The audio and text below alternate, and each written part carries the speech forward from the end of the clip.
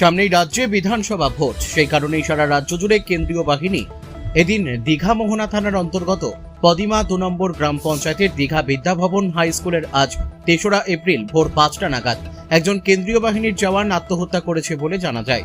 নাম বীরেন্দ্র সিং, বয়স 43 বছর, পিতার নাম রাই সিং, বাড়ি গোসাই, হরিয়ানা। খবর সূত্রে জানা যায় নিজের সার্ভিস রাইফেল দিয়ে আত্মহত্যা করেছে। কি কারণে এই আত্মহত্যা তার খতিয়ে দেখছে দীঘা মোহনা কোস্টাল থানার পুলিশ। মৃতদেহটি ময়না তদন্তের জন্য তমলুকে পাঠানো হয়েছে।